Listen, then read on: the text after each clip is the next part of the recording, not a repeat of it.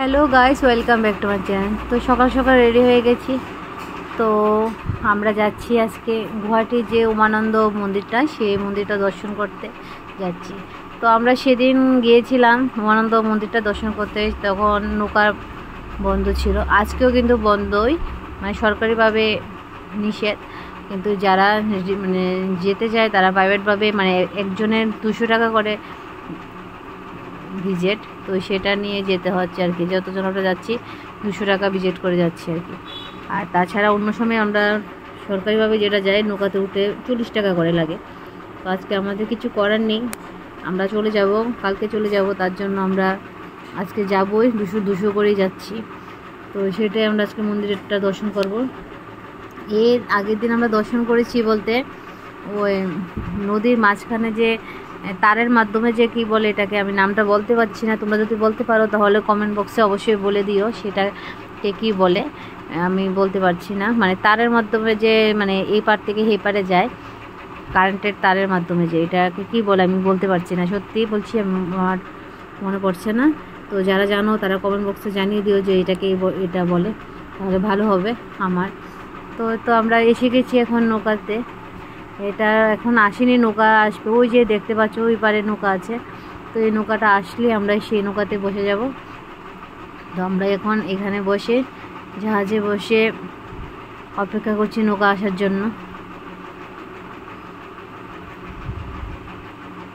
এই যে আমরা সবাই বসে আছি, অপেক্ষা করছি।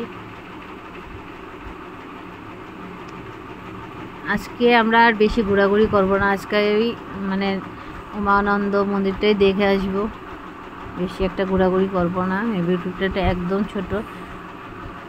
তোমরা এই যে এখন আমরা নৌকাতে বসে গেছি, ভিডিওটা সবটা দেখলেই বুঝতে পারবে। আর মন্দিরটা খুবই সুন্দর, তোমরা সবাই আসতে পারো।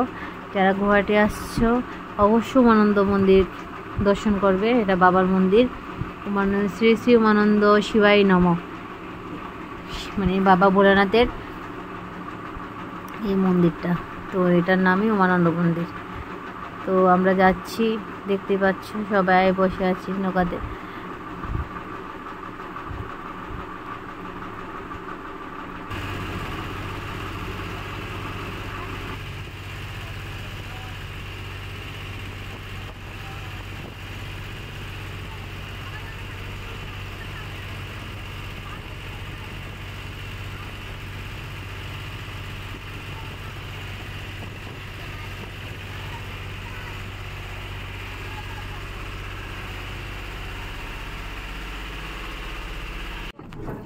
তো আমরা এখন এসে গেছি, দেখতে পাচ্ছ এই যে সবাই নৌকা থেকে এক এক করে নামছে, আমিও এখন নামবো। এই দেখো উমানন্দ মন্দিরে সবাই যাচ্ছে।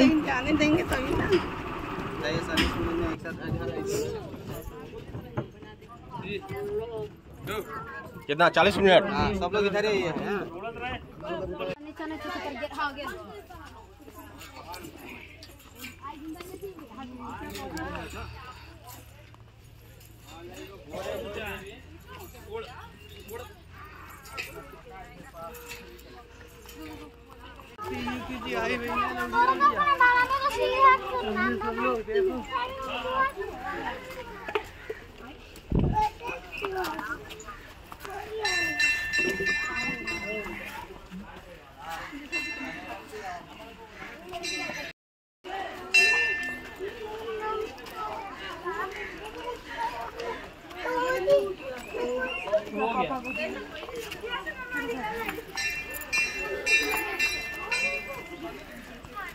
আমরা মোটামুটি চলে এসেছি। এখন এখান থেকে আমরা একটু বুক নিয়ে নেব।